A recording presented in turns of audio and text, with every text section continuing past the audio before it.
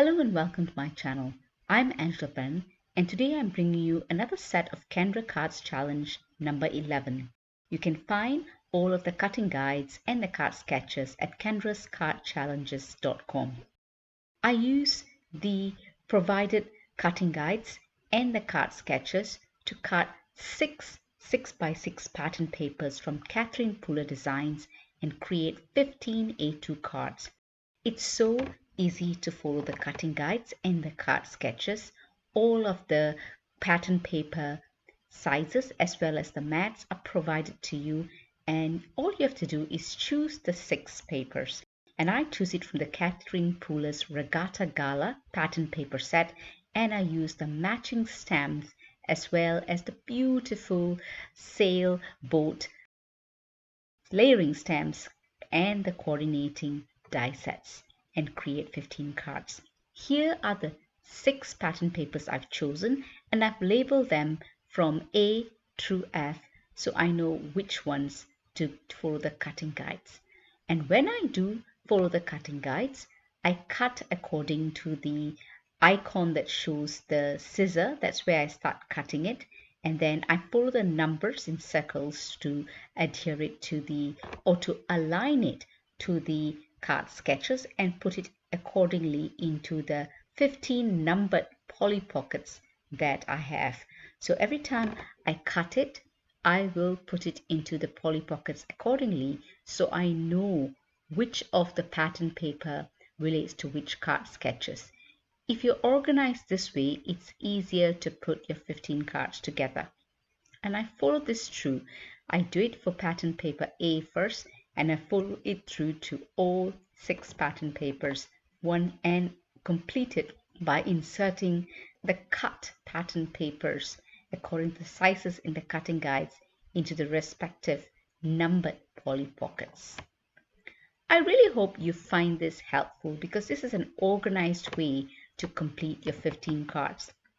I've got way more information and a reference to how you do this in my blog, and the link to my blog is in the description below. I do hope you enjoyed the video. If you do, please give it a thumbs up and do consider subscribing. And when you do subscribe, remember to press that notification bell so you're alerted when a video is uploaded.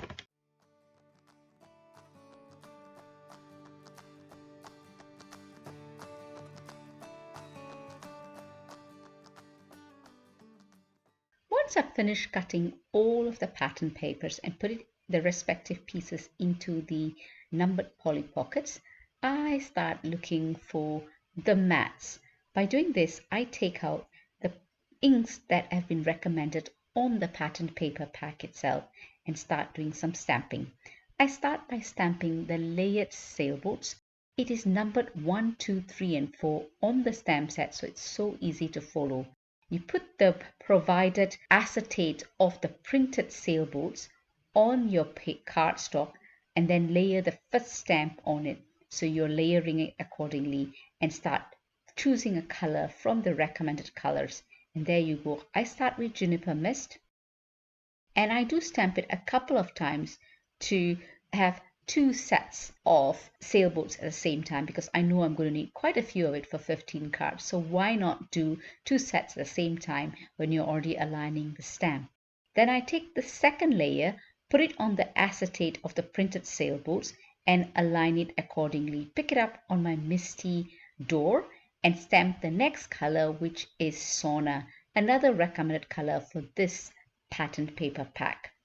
And for the third one, I do the same thing, and this time I use the Rouge color, which is a red color for the sailboats. I love how this is turning out. And finally, for the fourth layer, I use the Hot Tub layer, which is a greenish teal color, and I think it complements really well with the rest of the colors and matches the pattern paper set.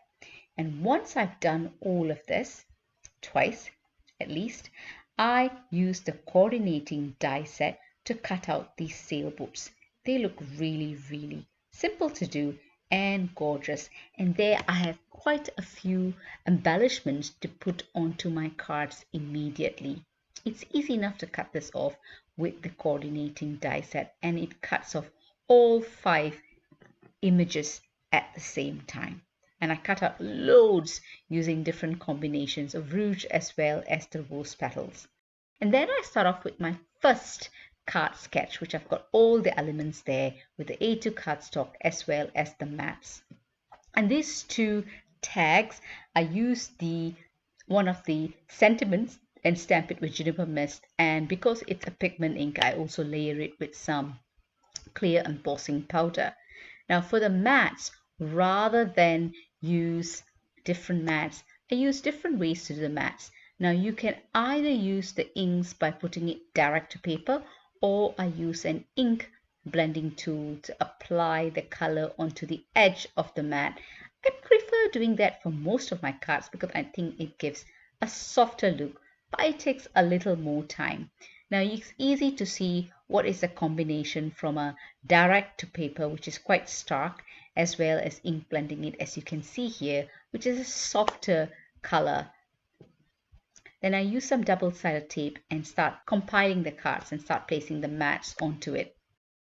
I think it's really easy to do these kind of cards because as I find it quite therapeutic following a card sketch, it really pushes my creative juices, and I can turn the sketch in any direction you want. As you can see, this sketch, I turn it in a different direction, which is I think 180 degrees. So you have the tags facing a different way, and then I put some twine to keep the ribbon on the tags together. You can either put a bow, or you can put it the way that I've shown here. Easy enough to do. I love following card sketches because it really pushes me and pushes my creative juices to create something that I wouldn't ordinarily. And I do use some dimension foam tape to give it some depth and dimension to some of the card elements that I do here. I really hope you enjoyed the video. If you do give it a thumbs up and consider subscribing. And when you do subscribe, remember to press that notification bell so you're alerted when a new video is uploaded. I do show you different ways in how I create the mat, so the card is not so thick, but you can create it any way you like. And what I like about this Catherine Pooler stamps or pattern paper is that they do recommend the inks that coordinate or complement the pattern papers, and I do have most of their inks, and it's great to have them in the mini ink pad. And I do recommend, if you do buy these inks, buy the re-inkers. Because when it dries out, it's easy enough to re-ink it, as you can see how I'm doing now. Because if you do take the ink pad direct to paper, it does take a lot of ink, but it gives it some amazing results, and having the re-inker with you really makes it so much easier to create the effect that you want. I'm going to leave you with some music now, and I'll catch you later, but I would remind you, head on to my blog, and the link to my blog is in the description below, where you can see how I've organized my pattern papers, how I've gone about doing all of my 15 cards according to card sketches, and the products I've used. I've also listed all the products I've used in the description below. I will leave you with some music now, and I'll catch you later. Thank you so much for stopping by.